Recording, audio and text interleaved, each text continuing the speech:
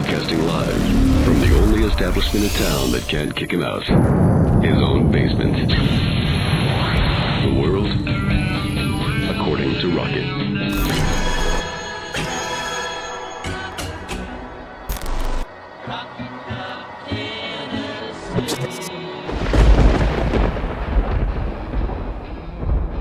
Hey, and welcome. Thank you for being here. Big day in Nashville yesterday. The Vols kind of whipped up on Vanderbilt. A lot of people weren't so confident after the first 10 minutes of that outcome. I was forever the optimist, and I know our team, 36-24, covered.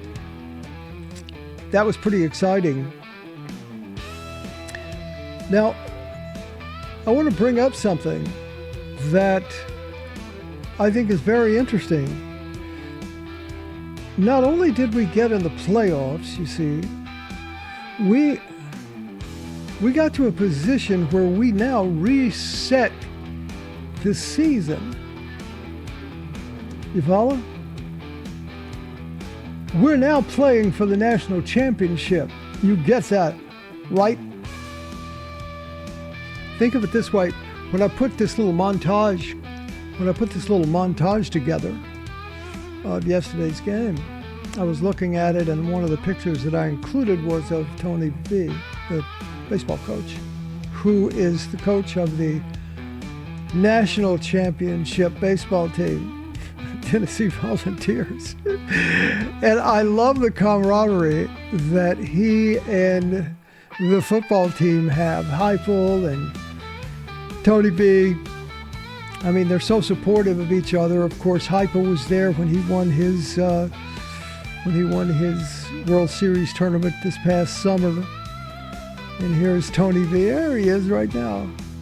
He's so supportive of Heupel and the football team. I'd love to see them together. He's so excited about it. Dude, we're playing for the freaking national championship. All right? Understand that. Things are now different. Things have changed. Got pretty banged up in that meeting yesterday with Vandy. But we got 3 weeks now to get ready for a quest for the national championship. Why? Because we earned this spot in the first ever 12-team playoff. Let me show you something. Say spaghetti.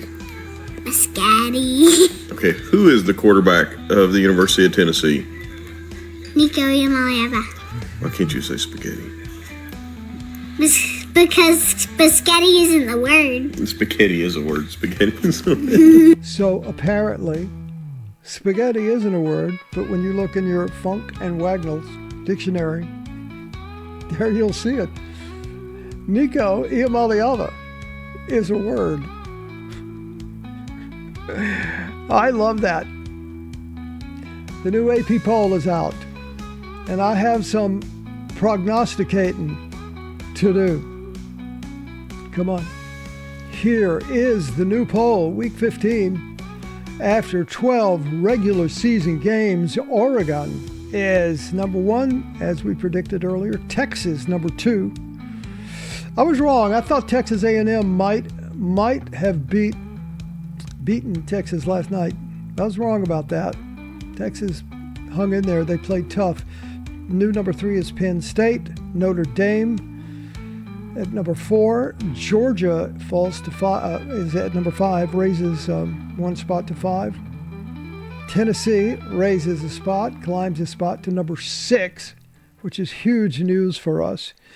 Ohio State fell 5. They fell 5. Holy crackers. SMU at 8. Indiana at 9. Boise at 10. And looky here. Alabama up 2 spots into the 11 hole. And Arizona State 12. South Carolina 13. And Miami, Florida, all the way down to 14. Wow. Now, let me just throw this out there to kind of show you what I think is going to happen. Now, we won't know this week's version of this right here until Tuesday night at 7. But here is my projection. Oregon will be here in the number 1 hole. Texas will be here in the 2 hole. SMU in the 3 hole. Probably Arizona State or BYU. Not BYU. The blue people. Boise State. Maybe there as well, but it could be Arizona State as well, being the Big 12 champion. So, by virtue of the fact that we are number 6 now in the AP poll, we're going to feed into. Let me get a thingamajig. We're going to feed into this right here. We're going to either be in the 8th seed, we're either going to be in the 6th seed, or we're going to be in the 7th seed. That's what's going to happen on Tuesday night. What does this mean? This means that any of these is going to be a home game at Neyland. All right? I'm damn happy about that. So that first round is really, really important. Now, my preference would be this, that we get here in the 8th seed. Why is that? Because I want to be I think, number 1, Texas is going to beat Georgia. Here's why I think Texas is going to beat Georgia, because it is so hard for a football team, a high caliber football team, to beat another high caliber football team twice. Because you now know how they beat you and you can at least stop that. Right? And I think that's a powerful testament to what's going to happen with Texas and Georgia. I think Texas beats Georgia in the conference championship. So for that reason, I would rather be up here in this bracket, right? Look what I got going on over here. Oops. What the hell? That's a total misprint right there. I meant to put, hang on. I meant to put Tennessee right there, my friend. Hang on. I did us dirty right there by accident. Let's do it again. Boom. There we go. Tennessee, national champion. Right? I mean, it's not so far-fetched now, is it? No, it isn't. Is it going to be easy? No, it isn't. But I would rather be in this bracket. Oh, you're saying, oh, but Rocky Man, they got to play Oregon in that bracket. They're the best team in the country. No, they're not. The best 5 teams in the country are, well, I'm going to throw Tennessee in there. Even when they don't show up 100%, they're one of the best teams in the country.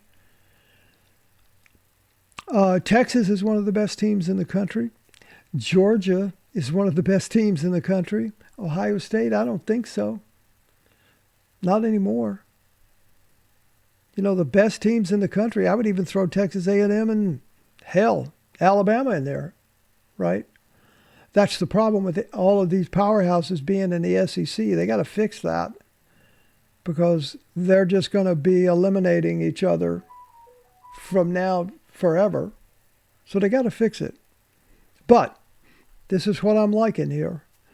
Tennessee is going to, I don't know who they're going to play here. But we shall see. They go here. They beat Oregon. I think they can beat Oregon. They go here and do Arizona State and BYU, whatever. That game, they win that game and boom, they're in the national championship.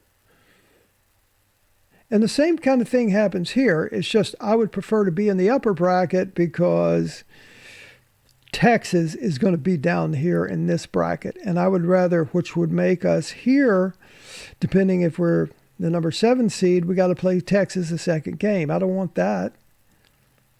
They're 2 of the best teams. Tennessee, SMU. I think Tennessee beats SMU. And then we would play in that situation. We would play Texas here in the semifinals. And then, of course, Tennessee beats Texas. Because why? They're the real UT. The bottom line is, I think we have as good a chance as anybody to win this national championship. And can you imagine baseball Natty in 2024 and a football Natty in 2024? And then we got the basketball season coming up, girls and boys. So I'm excited about this. Get excited. Don't be these fair weather battered Vol idiots. I'll talk about that at some point. I'm just tired of it today, and I don't want to get into that because it's just so negative. But I've never seen anything like it. Perhaps I've never seen anything like it because I've always been a Tennessee fan. But man, people think, I guess I am getting into it. People think, oh my God, you make one bad play or one bad decision or one misstep, or you get a ball that bounces funny and you fumble, or one guy misses his lane on the opening kickoff and opens up a touchdown on the opening kickoff. Oh my God, I knew it. These people are just rotten bastards. God, I hate this team. They're so stupid. I really just want to reach through the stupid camera and Facebook and Instagram and just smack the shit out of people like that. My God. Have a little perspective and a little faith and know a little bit about your team. People who say that, they don't know the first fucking thing about teamwork, football, resilience, the kind of resilience that it takes to go through this season. Yesterday was a perfect example, and I kept telling, I do a live every time we have a game, and there was somebody in there, remain nameless, was just bitching and moaning about how horrible we were every step of the way. And I finally had to just make the announcement. I said, look, this is life in a microcosm. A couple of bad things happen in that game within the first 10 minutes, and you're ready to sell your team down the road. I wasn't, not me. Ask anybody in that stream yesterday. And I said, you know what? I predicted 38-13. As it turned out, it was 36-24. They got a garbage touchdown at the end. But man, you've got to believe. And the reason you believe is not only faith. You know what powers your faith? Knowledge. Right? And experience. And I'm telling you, we have a shot at the national championship. And I am so excited now. This is a whole new ball game. I'll see you in the next video.